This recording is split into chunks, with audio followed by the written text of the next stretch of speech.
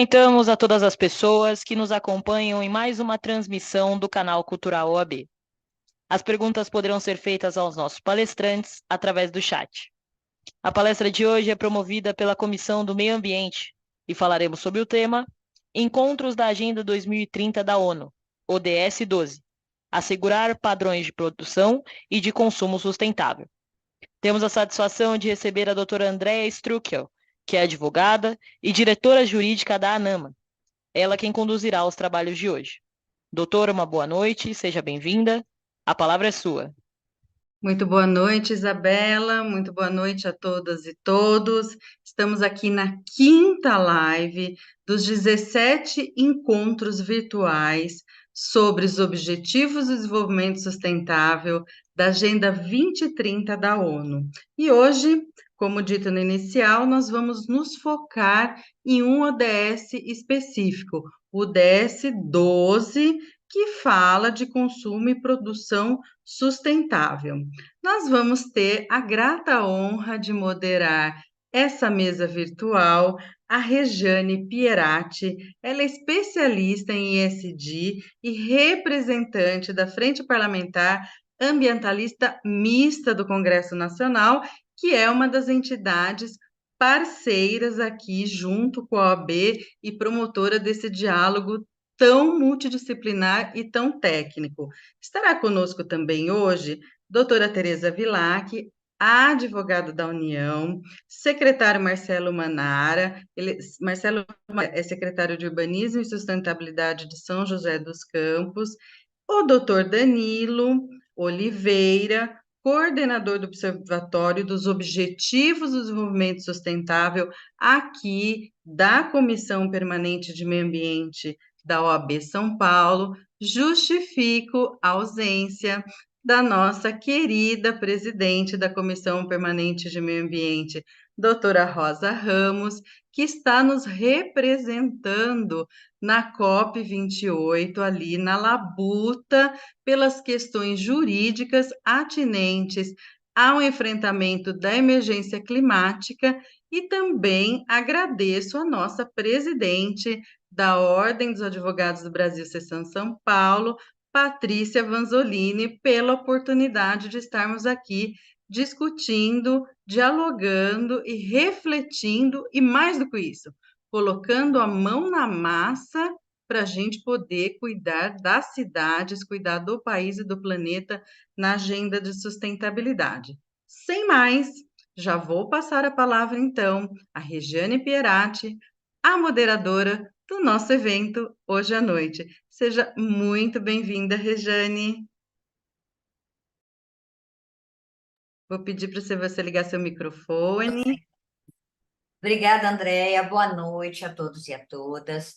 É sempre uma honra estar aqui participando dessa iniciativa assim maravilhosa da OAB São Paulo. Parabéns para a OAB São Paulo, que tem promovido esse debate, né? Porque as pessoas da sociedade ouvem falar em ODS, Agenda 2030, né? Mas as pessoas não têm muita noção do que é, né? Do que são os Objetivos do Desenvolvimento Sustentável e principalmente como é que elas podem fazer a sua pequena parte ali, a sua pequena contribuição, né? Então, esse debate que a OAB São Paulo vem promovendo tem sido, assim, super importante para trazer para a sociedade, né, esse tema. Bom, e para começar a falar um pouquinho sobre o tema para a gente vai chamar a professora, né, doutora Tereza Vilac, que é advogada da União, coordenadora da Câmara Nacional de Sustentabilidade da CGU, AGU, e atua na consultoria jurídica do Ministério do Meio Ambiente e Mudança do Clima. E é também doutora em ciência ambiental pela USP e filósofa pela USP também. Bem-vinda, professora. Olá, boa noite a todos. É uma imensa alegria, ainda que à distância, né? Nós nos vemos assim virtualmente, assim, as conversas iniciais que tivemos, eu quero dizer para quem está assistindo, já mostra o alinhamento, o compromisso ao comprometimento, e como diz a doutora Andréia, pôr a mão na massa e a efetivação, né? Porque de discurso a gente não quer, né? Doutor Marcelo, doutor Danilo, doutora Rejane, discurso a gente não quer, a gente quer prática discursiva. Prática discursiva é arregaçar a manga, mostrar como fazer e ter um reforço de uma cidadania ecológica. Então, eu quero agradecer imensamente o convite. A presidência da UAB, na figura da professora e doutora Patrícia Vanzolini, a presidente da Comissão de Meio Ambiente, a doutora Rosa Ramos, sempre com iniciativas precursoras, inovadoras e trazendo muita ampliação ao papel social e cidadão da Comissão de Meio Ambiente aqui da UAB de São Paulo. Eu agradeço também o convite pessoal da Andréia, é uma alegria aqui estar com o doutor Marcelo, com o Danilo e com o Regina. Eu vou falar de um tema da maior relevância, ainda que não muito explorado nacionalmente, que é o tema das contratações públicas sustentáveis. De que maneira o Objetivo do Desenvolvimento Sustentável, número 12, que tem uma meta, a meta 12.7, que fala sobre o consumo sustentável dos órgãos públicos. De que maneira esse tema é não só possível, como também obrigatório para todos os entes federativos. Então, União, estados, municípios, administração pública direta, indireta, poder legislativo, poder executivo e poder judiciário. E não só, nós temos já também contratações sustentáveis em agências reguladoras e também outras figuras da administração indireta. Então, é fundamental o tema das contratações públicas sustentáveis. Isso tem relação com o quê? Com ética pública, com integridade, com cidadania e com vivificação de políticas públicas previstas constitucionalmente. Por isso aí eu retomo já aquilo que diz, a gente não quer mais falar, a gente quer fazer, né, Rejane? A atuação da Rejane também, do André, do Marcelo, do Danilo, a gente quer fazer. E demonstrar que o Estado brasileiro, nos seus diferentes entes e esferas, sim, tem um compromisso, acima de tudo, ético para um consumo estatal sustentável. Então, o que é essa tal de contratação pública sustentável? É o uso responsável do poder de compra estatal para aquisições, obras, serviços com mão de obra, serviços sem mão de obra, locações, convênios, concessões, acordos de cooperação e instrumentos congêneres. Inclusive, no novo PAC, também as obras de engenharia. Recentemente foi lançado o manual semana passada pelo Ministério, pelo MGI, pela AGU, e a inserção da sustentabilidade como uma obrigação nas obras de engenharia do novo PAC. Então, o tema da sustentabilidade ele é amplo, não é só comprar o copo, a caneta, o papel, não, é também na perspectiva de infraestrutura, de acordos de cooperação e todos os instrumentos jurídicos nos quais o Estado brasileiro, pelos seus diferentes entes, faz parte. Como é que isso se configura? Em primeiro momento, é bom a gente destacar que não é só a dimensão ambiental. Ela é relevante, ela é fundamental, ela é fundante e ela é a garantia de uma boa qualidade de vida, né? Mas não é apenas a dimensão ambiental. A dimensão social, em que medida? Inclusão de mulheres vítimas de violência doméstica, egressos do sistema prisional, licitações exclusivas para micro e pequenas empresas, observância da regularidade trabalhista e previdenciária, são aspectos de direitos sociais que são de obrigatoriedade nas contratações brasileiras. Além disso, também a dimensão econômica, no sentido de que não é o menor preço. não é o preço mais barato da moeda, né, doutor Marcelo? Muitas vezes o preço mais barato é o produto que não funciona, não tem qualidade, e mais do que isso. Ele, na perspectiva de um ciclo de vida, naquele órgão público, ele vai produzir, consumir muita água, muita energia, ou vai gerar resíduos em demasia, ou até uma certa toxicidade, se nós não tivermos a destinação ambiental adequada. Então, pela nova lei de licitações, a lei 14.133, eu vou procurar uma frase, uma fala que não é técnica nem jurídica, né? Que nosso público, o objetivo é passar essas informações. Pela lei de licitações, nós temos que considerar também o ciclo de vida de um objeto. Então, a proposta mais vantajosa não é a mais barata. Numa aquisição, numa obra, num serviço, no que for. A proposta mais vantajosa, segundo a nova lei de licitações, a lei 14.133, é a proposta que considera também os custos ambientais. Mais do que isso, além dessas dimensões, nós temos também a dimensão cultural, a obrigatoriedade de preservação do patrimônio histórico, do patrimônio arqueológico, do patrimônio cultural e material. Olha aí a grandeza que tem na preservação dessa temática, tudo previsto na lei de licitações, e a relação com o direito à cidade e o direito urbanístico. Então, acessibilidade, meios de transporte, transporte coletivo próximo, o impacto, por exemplo, de uma obra pública numa localidade, tudo isso é de ser considerado pela nova lei de licitações. Ok. Nós temos essas diferentes dimensões obrigatórias presentes na legislação, nós temos também uma previsão que já tinha desde a lei anterior, 8666, e mais do que isso, que se funda na Constituição Federal, artigo 1º, artigo 3º, quando fala dos objetivos da República Federativa do Brasil, o artigo 225, que fala do dever do Estado em preservar o meio ambiente. Quando a gente pensa nesse arsenal de possibilidades, é fundamental a gente conseguir operacionalizar. Como não restringir a competição? Como não direcionar numa especificação técnica? Então, nesse sentido, eu quero aproveitar essa oportunidade e apresentar um trabalho desenvolvido gratuitamente pela instituição na qual eu atuo em área consultiva, na AGU, que é o Guia Nacional de Contratações Sustentáveis da Advocacia Geral da União.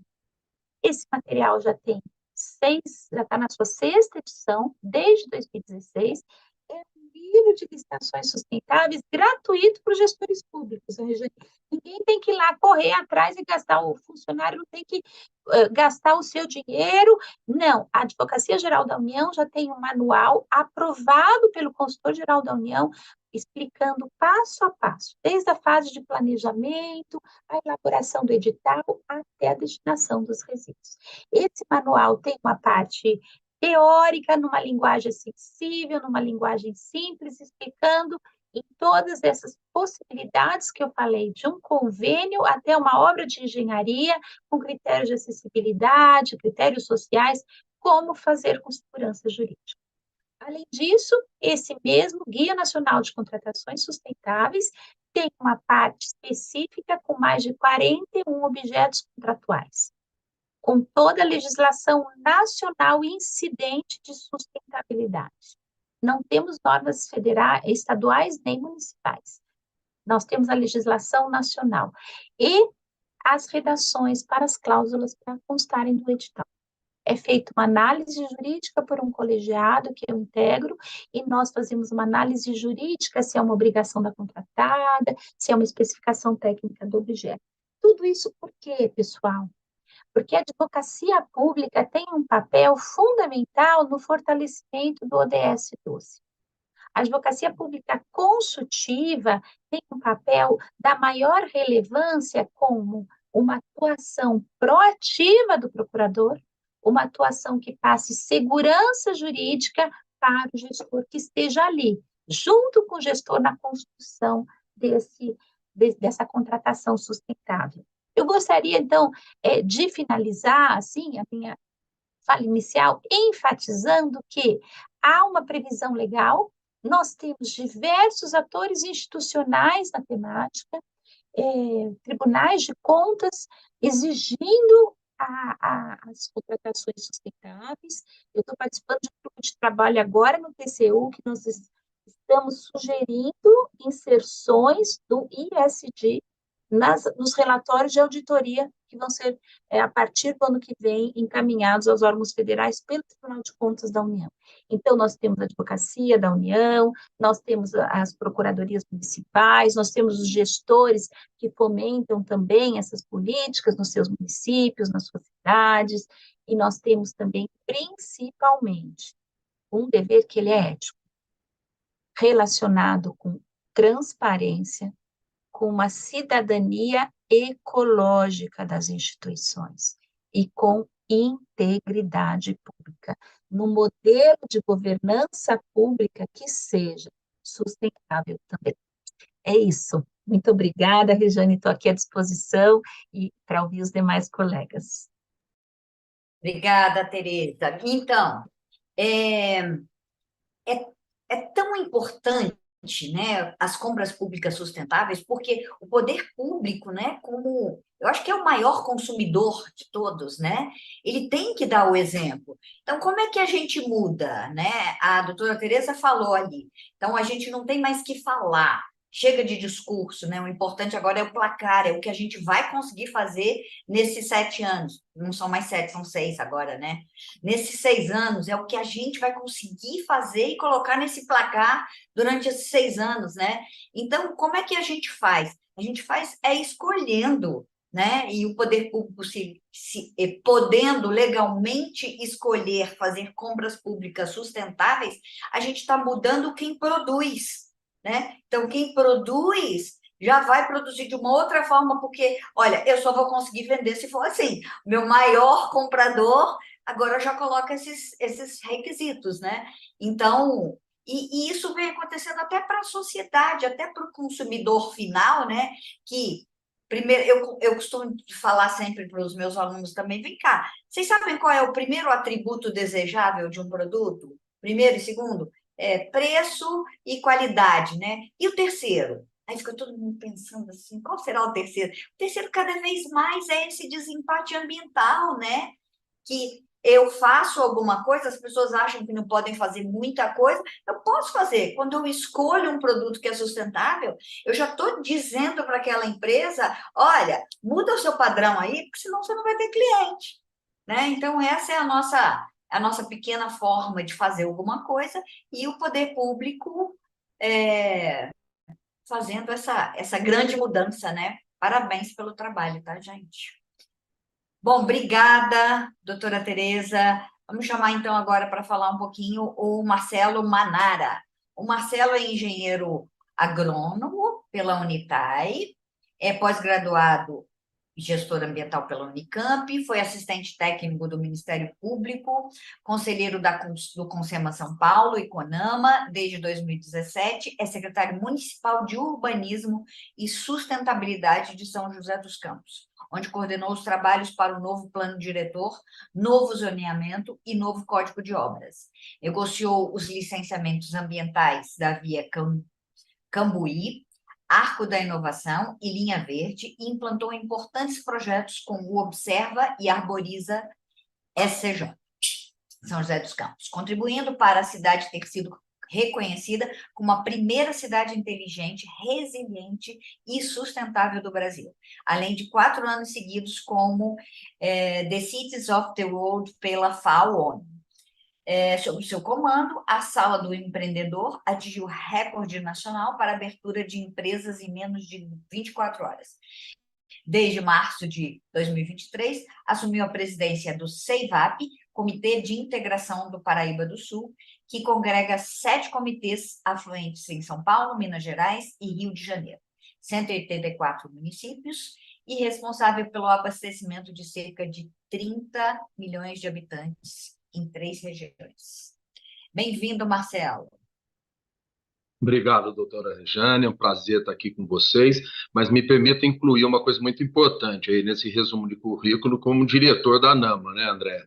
A minha queridíssima Andréia, agradecer o convite, parabenizar a Comissão de Meio Ambiente da OAB por essa importante série, né, e também cumprimentar os nossos colegas de painel, a doutora Tereza, doutor Danilo. Então, é um prazer enorme estar aqui abordando, né, esse importante desafio. E primeiro apresentar um pouco de São José dos Campos, né, um município localizado aqui no Vale do Paraíba, né, como uma região metropolitana do Vale do Paraíba, um município de 700 mil habitantes que tem, assim, é muito identificado com a questão de alta tecnologia, simbolizando aí, né, a questão dos aviões, satélites, essa que é uma referência e a gente costuma dizer que é o DNA da cidade, a questão tecnológica, né?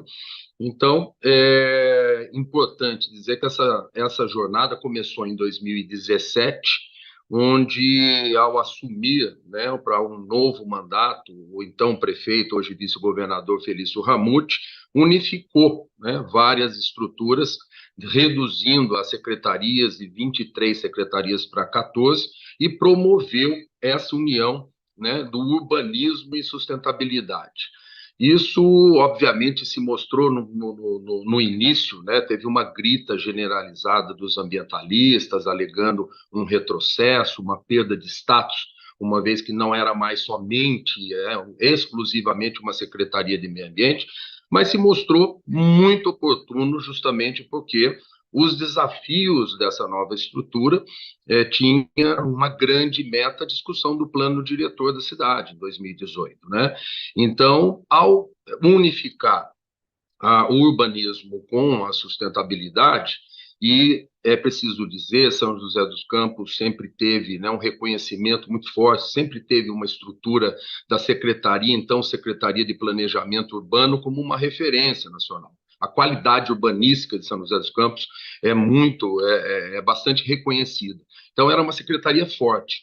Trazer o meio ambiente junto nessa mesma estrutura, colocou a sustentabilidade como protagonista no que viria a ser as grandes discussões, né, do uso e ocupação do solo no município. Então, teve esse grande efeito de um plano diretor corajoso, moderno e que conversa muito com sustentabilidade, a qualidade ambiental do município de São José dos Campos. Assim como o zoneamento, né, em 2019, e esse grande momento também, que foi o novo Código de Obras em 2022, esse sim, né, uma peça exclusivamente pautada na sustentabilidade, quando São José dos Campos, através de grandes pactos, né, porque vocês sabem bem, todas essas políticas públicas decorrem de um grande pacto com a sociedade, né, discutidas, né, fizemos mais de 150 audiências públicas, enfim, um grande debate, e isso também tem característica importante, o joseense adora discutir desenvolvimento de São José dos Campos, né, é bastante participativo nisso, temos colegiados fortes, o Conselho Municipal de Meio Ambiente, dia 6 agora faremos 40 anos de Conselho de Meio Ambiente, então é um grande pacto, né? E o novo Código de Obras acenou fortemente ao abolir a construção convencional. Então, para você, a partir de março de 22, para você ter um projeto de uma reforma da sua casa, construção de casa, prédio, fábrica, shopping center, hospital, qualquer coisa a ser edificada em São José dos Campos, você tem que adotar conceitos, né, equipamentos, insumos da construção sustentável. Senão, seu projeto não é sequer analisado, é indeferido de pronto, né? E isso possibilitou, né, e motiva, isso é um grande efeito que nós já temos observado, que a adoção do green building, a adoção da construção sustentável está provocando São José dos Campos recepcionar muitas empresas fabricantes desses insumos, prestadores de serviços, então está se tornando uma roda, né, muito proativa e uma alavancagem do emprego verde e desses novos negócios, né? E é preciso falar também que nós temos aqui em São José dos Campos um parque tecnológico referência na América Latina, que também traz esse espírito que eu disse como DNA da cidade, esse espírito inovador, né, de novas tecnologias, né? Então, nesse ínterim da construção das políticas públicas, porque nós sempre a grande oportunidade que se deu ao trazer a sustentabilidade para a secretaria, que como uma secretaria meio que promove, né, novas políticas públicas. Por exemplo, nós entramos também na base normativa que sustenta as compras das obras públicas. Então, já há 4 anos, por exemplo, o asfalto em São José dos Campos, todo metro de asfalto que vai se fazer ou reformar, a compra pública já coloca no edital que o fornecedor tem que oferecer no blend do asfalto com borracha reciclada de pneus velhos. Também as obras públicas são contratadas utilizando um mínimo de 10% de agregados reciclados da construção civil. Então, isso, por exemplo, está favorecendo que as grandes recicladoras de entulhos, que a conta não fechava, né, é uma realidade difícil, né, para os municípios, agora pudessem, com a compra pública, ter uma base de negócios para poder fazer a conta fechar e eles poderem operar no município. Isso tem um efeito direto, né, por exemplo, em diminuir os locais de despejo irregular, porque está girando negócio, né, com o entulho, esse agregado reciclado. Então, esses são só 2 exemplos de como a Secretaria de Urbanismo e Sustentabilidade atua procurando, na base normativa que regem as ações e projetos de todas as secretarias, oportunidades para tornar isso regra de atuação, né? Então, por exemplo, vamos construir os pontos de entrega voluntária. Em todos os novos Ecopevs, como nós chamamos, nós já construímos com no mínimo 10 exemplos de construção sustentável que o Código de Obras aponta. Então, se você for numa dessas instalações de Ecopev entregar o seu material, você vai perceber que a telha é de reciclado de Tetra Pak. Você vai perceber que tem todo o concreto do piso, é um concreto drenante. O sistema de saneamento é um tanque de evapotranspiração. E no mínimo, cada um tem 10 exemplos, né, do que a prefeitura aponta que a construção civil deve caminhar aqui no município, né? Então, também fazendo essa tarefa de casa, né, e como a doutora Rejane apresentou inicialmente, isso possibilitou que nós tivéssemos o reconhecimento, né, pela BNT como a primeira cidade, fomos recertificados agora, né, são mais de 256 parâmetros auditados aí pela BNT, como cidade inteligente, resiliente e sustentável. E estamos avançando para outras iniciativas, porque né, como exemplos de compra sustentável, por exemplo, temos a transformação de toda a iluminação da cidade, iluminação de LED.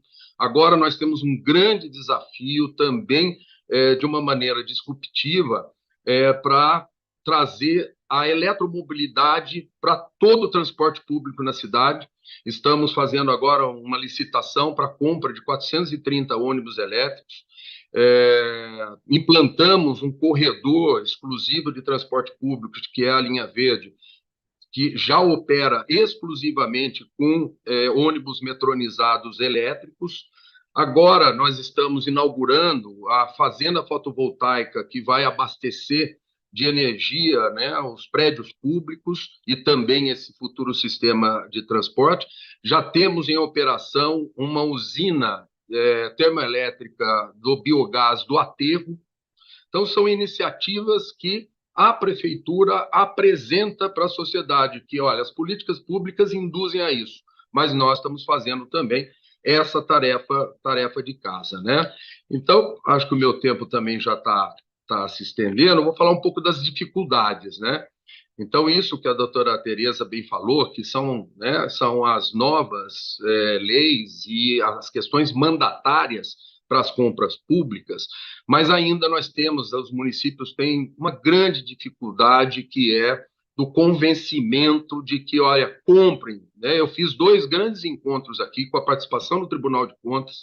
Um teve mais de 200 participantes, 20 municípios participando, 8 prefeitos aqui presentes para discutir compras sustentáveis. E o grande temor é que eu não vou pagar 1 centavo a mais num copo de papel, porque o copo plástico é mais barato, e o pessoal do departamento de compras é muito refratário e com razão, porque eles têm temor porque respondem com o CPF deles. Então, isso há de se ter assim, um investimento muito grande nessa pacificação dos conceitos, né, para esses gestores públicos, e mesmo com todos esses avanços, com toda essa postura, com toda essa posição, o prefeito Anderson Farias acabou de estabelecer em decreto que todas as ações, projetos, tudo o que for feito pela Prefeitura de São José dos Campos tem que ter o apontamento das ODS, né? Então, isso já está em decreto. Foi montada uma comissão para orientar todas as secretarias dessas ações, mas ainda nós temos, né? Eu tive uma dificuldade muito grande, por exemplo, de comprar uma tecnologia de saneamento rural, que nós levamos para individual, em que era uma patente israelense. Nossa, mas olha, foi muito difícil o convencimento pelo temor que as pessoas têm de comprar, né, alguma patente de sustentabilidade ou então pagar 1 centavo a mais. E o próprio Tribunal de Contas, nesse evento, eu já estou encerrando, orientou a fazer isso escalonado, porque eu falei, olha, por exemplo, cancelar a compra de material de plástico de único uso. O próprio Tribunal de Contas falou, não faça de uma vez. Faz 10%, outro ano faz mais 20%, e aí vai, né? Então, assim, São José dos Campos, nós temos essa oportunidade, né, que tem um apoio muito forte do prefeito para essa pauta, então isso possibilita avançarmos em políticas públicas e em regras, né, para que a gente defina como base normativa as aquisições de produtos e serviços pautados na sustentabilidade. Obrigado pela oportunidade, desculpa se me estendi no tempo aí. Manara, eu vou aí visitar vocês, tá? Bem, Eu adorei as coisas que vocês estavam fazendo. o lema da cidade, o lema nosso é bom mesmo é viver em São José. E é verdade. Que legal, vou aí. Então, e eu achei bárbaro, sabe o quê? Os PEVs de vocês serem construídos faz todo sentido. Por que não se pensa nisso, né? Então, se você está deixando lá materiais que vão voltar para a cadeia, né? Por que não construir esse próprio PEV como um exemplo do que é possível fazer? Está vendo? O que você está deixando aqui, né? Por exemplo, a embalagem multicamada que você está deixando aqui vai virar essa telha que está aqui, né? Então, eu venho da área de educação ambiental também, e a gente sempre precisa mostrar para as crianças o que é possível fazer, né, com isso tudo. E a sua secretaria é Urbanismo e Sustentabilidade, né? E os puristas reclamaram, né, que não pode ter sustentabilidade, tinha que ser educação, Secretaria de Educação e Sustentabilidade, Saúde e Sustentabilidade, tudo e sustentabilidade, né? Não só o urbanismo, porque é mudar conceito mesmo, né? Muito legal os exemplos que você deu, Manara, e eu acho que mudar a cultura é uma coisa muito difícil, né? Mas a gente está conseguindo mudar com a nossa insistência de nós mais velhos, que estamos aqui há muito tempo querendo ver isso acontecer, e com os novos que estão vindo aí, já com uma cabeça que, na cabeça deles, é impossível isso não existir, né? Eu vejo pelos meus filhos, se eu falar que isso não existe, a minha caçula de 23 anos vai falar, você está doida. Isso como é que você pode dizer que isso não pode existir, né? Tem que existir a sustentabilidade em todas as coisas, né? Então, eu acho que é isso, é mudar a cultura, né? E eu queria só lembrar aqui rapidamente, André, dar uma pincelada, né? Que além desses dois temas do ODS 12 que a gente tocou aqui hoje, a gente tem outros importantes também, como o plano decenal de produção e consumo sustentáveis, que é nacional e que vários países já têm, né? Eu, quando estava no Ministério, participei de vários encontros do TENAI-FP, que é o quadro decenal para produção e consumo sustentáveis, em que vários países apresentavam seus planos, inclusive o Brasil, né? E uma coisa muito importante também, que é o 12.3, né? Que é até 2030 reduzir pela metade a perda e desperdício de alimentos. É uma coisa que a gente tem que conscientizar as pessoas, desde quem produz ali, né? Para a cadeia vir reduzindo as perdas até o consumidor final, que é responsável, na maioria das vezes, pelo desperdício, né? Então, esse ODS 12, eu falei para o André, é minha paixão, tá? Eu, quando estive no Ministério do Meio Ambiente, eu tive antes de ser secretária de articulação, eu fui diretora de produção e consumo sustentáveis. Então, é o meu coração. Quando ela falou, eu vou fazer, eu falei, eu quero. Então, podem contar comigo também. Eu queria parabenizar a doutora Tereza, a Almanara, né, por essas iniciativas que vocês estão fazendo, que, na verdade, o que vocês estão fazendo é mostrar o placar, né? Ó, gente, é assim que se faz, vem com a gente, faz igual, né? E essas iniciativas, Manara, elas têm que ser divulgadas sempre, ainda bem que você está na NAMA agora, né?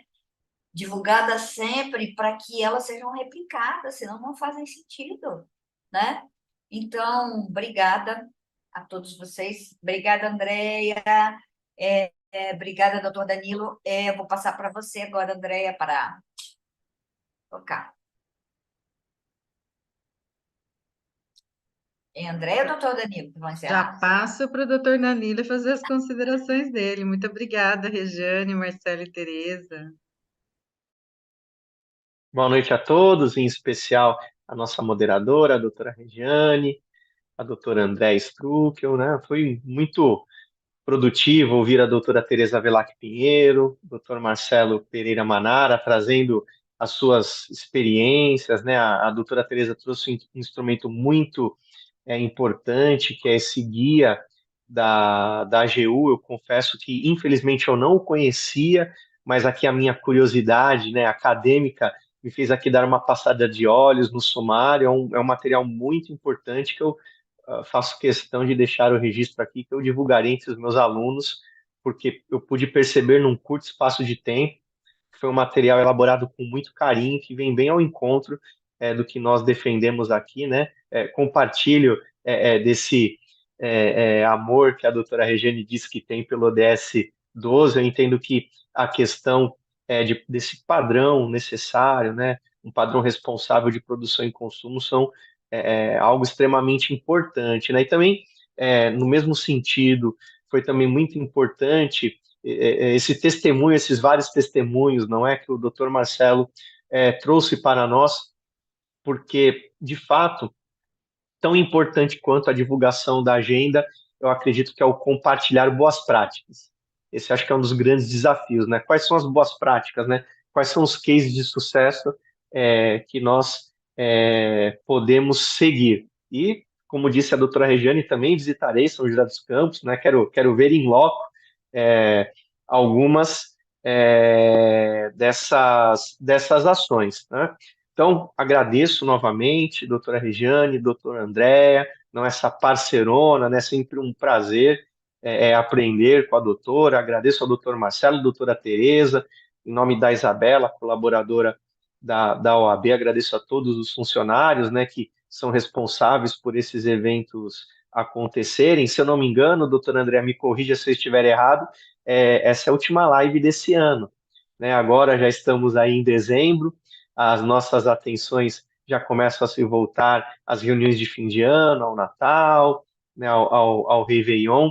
Então, deixo aqui o meu agradecimento a todos os membros da ANAMA, todos os membros da CPMA, né, da nossa Comissão Permanente de Meio Ambiente. Temos várias manifestações aqui carinhosas, né, no YouTube, de pessoas que estão nos acompanhando ao vivo, e a gente fica muito feliz, porque não só na participação ao vivo, mas são centenas de pessoas que têm depois assistido as nossas lives. Esse é o nosso objetivo, né? Divulgar uma agenda que não é uma agenda nossa, da OAB, da ANAMA, é uma agenda global e que a gente acredita na necessidade, mais do que a importância, a necessidade de contribuirmos para essas metas. E fica aqui já o pré-convite no dia 8 de janeiro, que agora virou no Brasil uma data emblemática, não é? No dia 8 de janeiro, nós voltaremos com uma próxima live. Se eu não me engano, nós falaremos sobre o combate à fome e à extrema pobreza no dia 8 de janeiro, né? Falaremos do ODS 2, Fome Zero e Agricultura Sustentável. Então, fica aqui os nossos agradecimentos, não é?